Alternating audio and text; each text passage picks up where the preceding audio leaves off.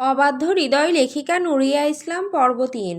Southern university, California. আজ সকালবেলা থেকে ক্যাম্পাসের অলিগলি জুড়ে মানুষের ভিড় জমেছে।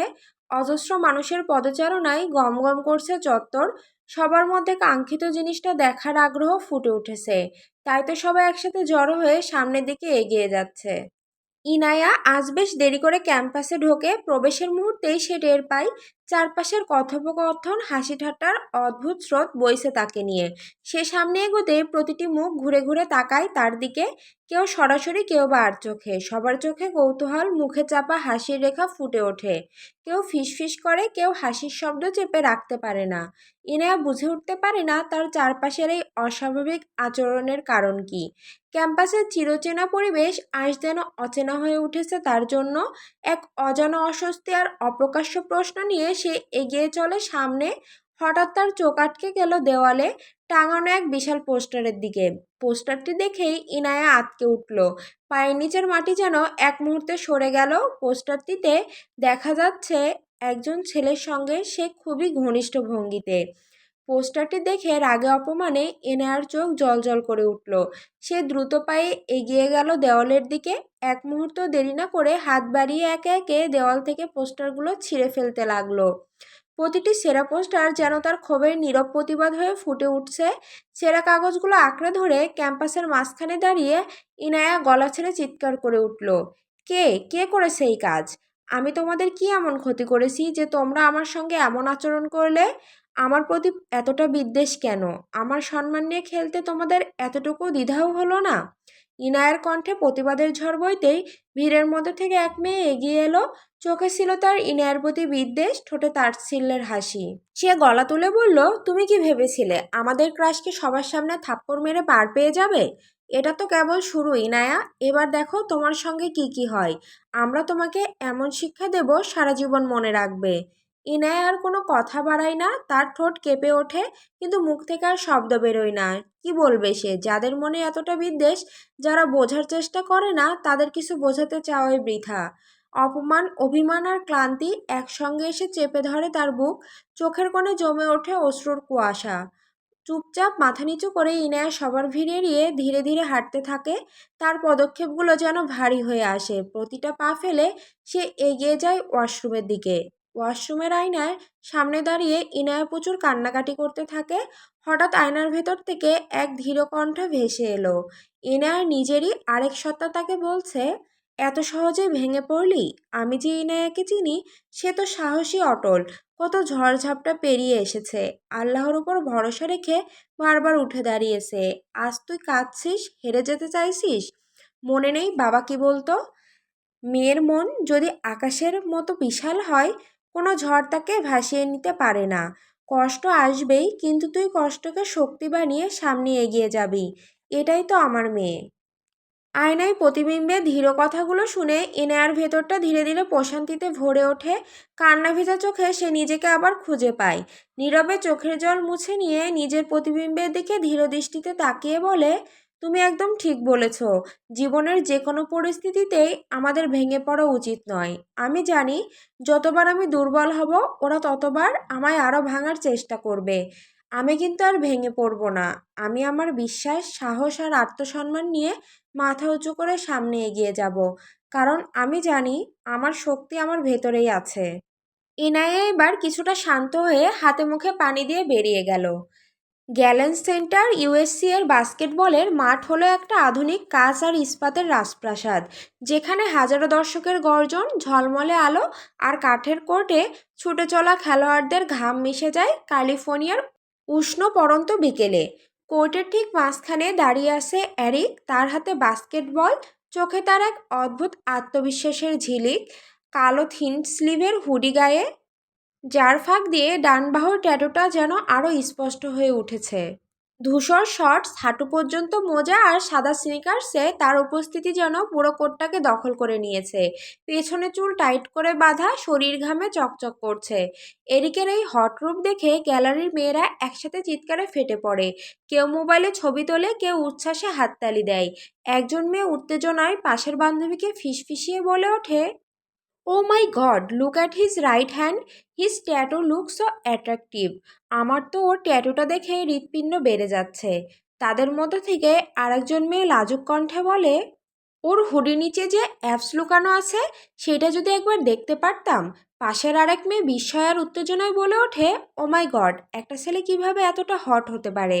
ও যখন বল ড্রিবল করছিল মনে হচ্ছিল যেন আমার হার্টও তার ছন্দে ড্রিবল করছে। আরেকজন মেয়ে হেসে বলে, আজকে ম্যাচটা কে জিতবে জানি না, কিন্তু এরিক তো আমাদের মন আগেই জিতে নিয়েছে। তাদের এইসব কথা শুনে পেছন থেকে এক সিনিয়র মেয়ে দীর্ঘশ্বাস ফেলে বলে ওঠে, ওকে পাওয়া তো দূরের কথা, ওকে নিয়ে স্বপ্ন দেখাটাও রিস্কি। আমরা মেয়েরা কেন যে ব্যাড বয়দের প্রতি বেশি আকৃষ্ট হই। সিনিয়রের কথা শুনে সব মেয়েরা এবার একযোগে দীর্ঘশ্বাস ফেলে। সাউদার্ন ইউনিভার্সিটির লাইব্রেরি হলো এক নীরব জ্ঞানের রাজ্য।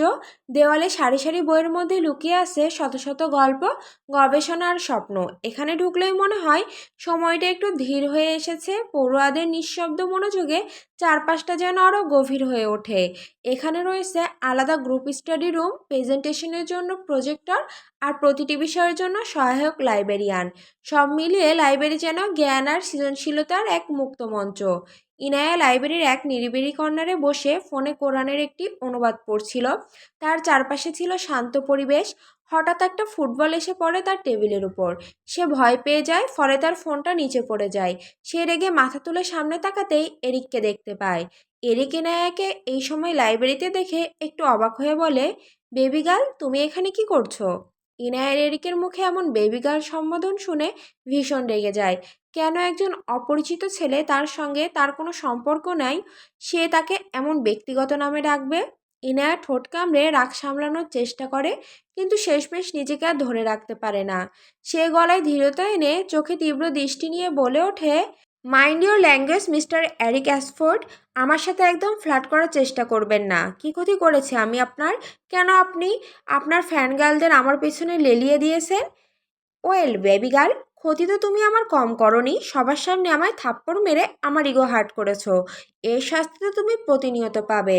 I will make your life hell baby girl, be ready. ইনায়ের কণ্ঠে নরম অথচ ধীর এক আক্ষেপ জমা হয়।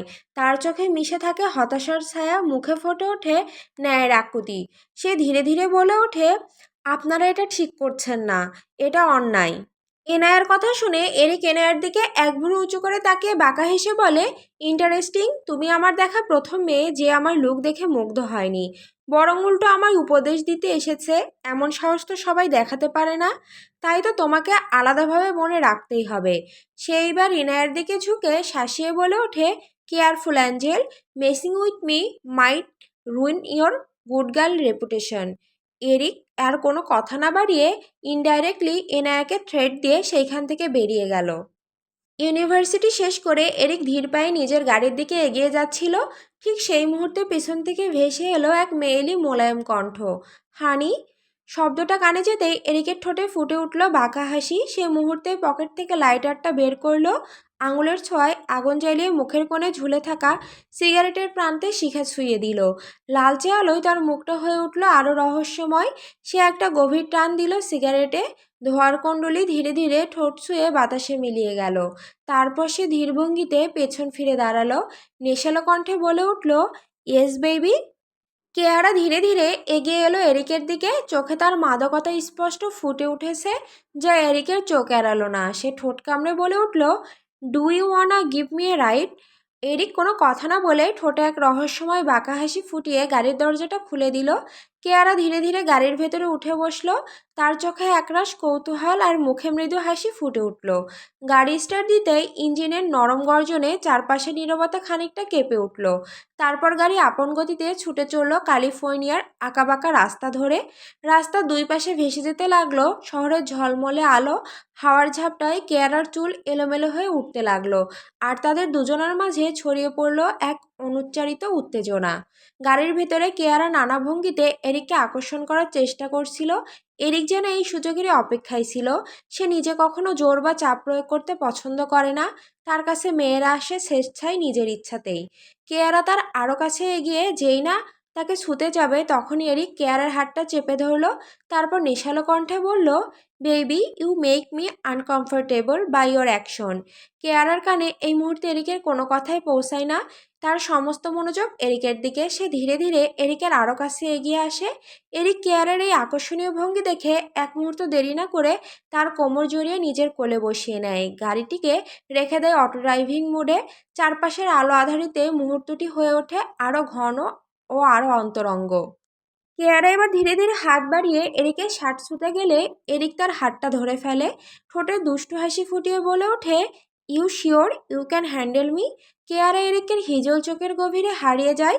সে মন্ত্রমুগ্ধের ন্যায় বলে ওঠে, ইয়েস আই ক্যান। এই সংক্ষিপ্ত অথচ ধীর উচ্চারণটাই ছিল এরিকের জন্য যথেষ্ট। আর কোনো দ্বিধা না রেখে সে দ্রুত গাড়িটা রাস্তার একপাশে দাঁড় করিয়ে দেয়। চারপাশে নেমে আসে গাঢ় অন্ধকার। শুনশান নির্জন রাস্তায় একা দাঁড়িয়ে থাকে তাদের গাড়ি। হেডলাইটের ম্লান আলোয় ছায়া পড়ে দুজনার মুখে। বাতাসে মিশে যায় অনুচ্চারিত উত্তেজনা আর মুহূর্তটি হয়ে ওঠে রহস্যময়।